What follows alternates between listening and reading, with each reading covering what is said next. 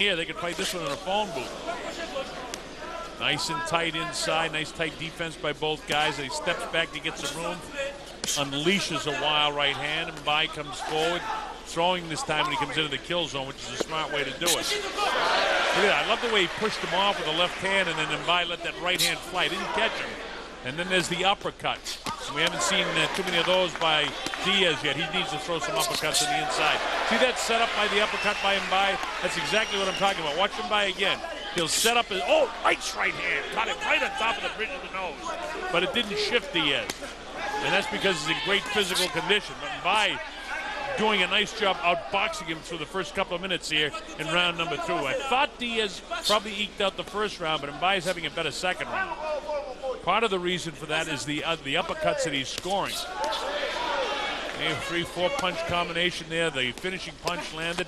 Right back comes the kid from Panama, but he's feeling the power. See, Mbaye hit him, and he went back on his left heel, and then back on his right heel right after that.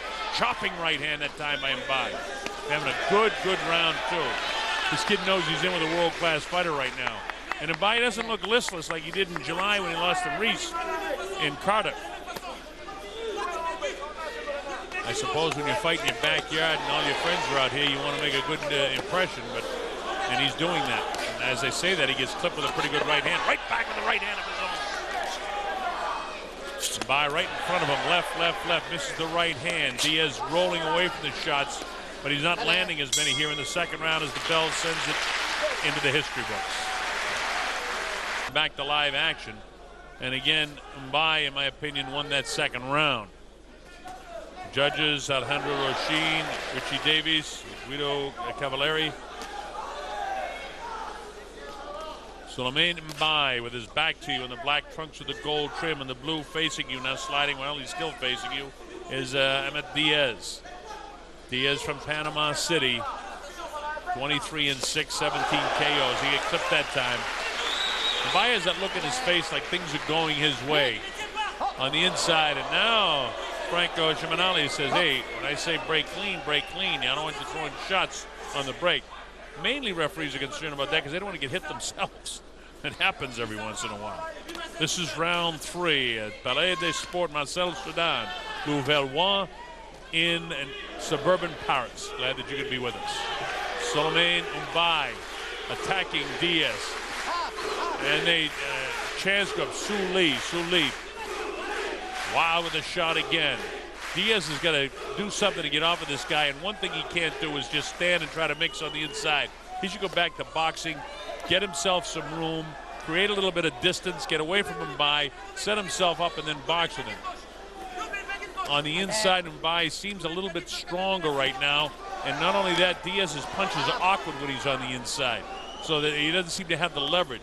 Every once in a while, he gets off a body shot that's decent, but that's about it. You're not going to win those rounds like that. And again, Franco says, hey, stand back. Don't start throwing until I tell you to.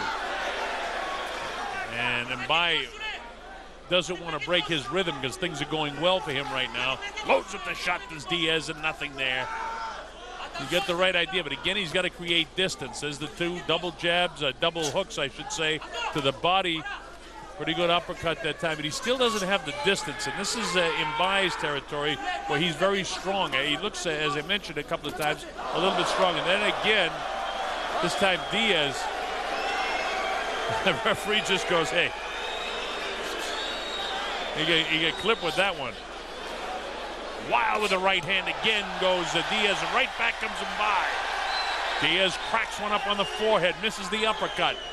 Misses again, 3 punches, and Mbaye catches a piece of him with the left hand. Mbaye cracks him to the left side of the jaw that time with the right hand. Mbaye is beginning to stack up some punches here. 20 seconds to go in the third round in the scheduled 12-round affair for the #1 ranking in the WBC lightweight division.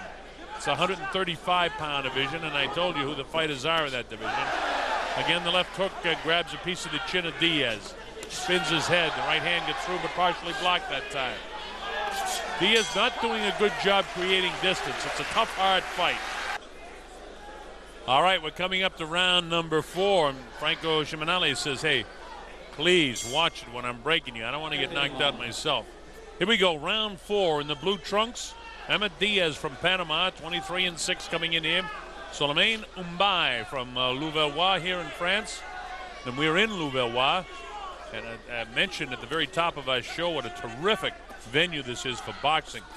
Everybody's up close, and then the people that are back at the stadium kind of go straight up, so even the people in the back row are not that far away. The round number 4, Mbai continues the pace that he's set in 2 and 3. Kind of giving this Panamanian a bit of a boxing lesson, but the kid from Panama is gritty as he catches Mbai with a couple of pretty good shots here. This kid's tough, and he's well conditioned. You know, training the heat and humidity down in Panama pays off when you come to a place like this. It's warm inside, there's not great air conditioning, but it's nothing like training in Panama. He got a piece of him on the inside, and the heads came together too. And now the referee calls timeout, and I think he might be cut. I'm not sure 100%. And he's taking a point away, I believe. He's taking a point away from Mbai. I believe that was the indication, and which would be indicative of the fact that he called it an intentional headbutt. That's important because it's not the same as an accidental headbutt. I believe that was the indication. I can't be 100% sure, but I believe he took a point off of Mbai for an intentional headbutt. Because I wouldn't think that he would take the point away if he thought it was an accident. Loads up the right hand, does Mbai, and he catches the kid from Panama, and he wobbles the legs for the first time. He's got him back on his heels as Diaz. Diaz gets hit with a left hook that time. He doesn't want to take a knee, and he doesn't want to get hit anymore. Look at this, hold it. And the referee comes in, and I don't know what he's done. I think he stopped the fight. There's a cut, and he got hit with a couple of shots. Tentative though it was, this fight is all over. Souleymane Mbai has won this fight on a 4th-round technical knockout win. The referee very tentatively went into the corner, looked at the eye, he took a point away, and then he stopped the fight.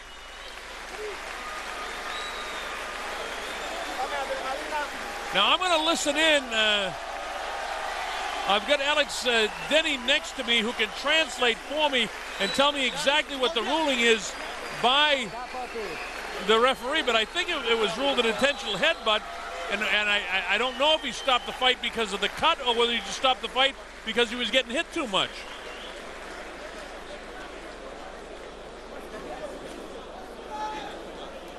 All right, so watch this. And watch the headbutt here. He comes forward. Yeah, I mean, that's an intentional headbutt. And he's cut.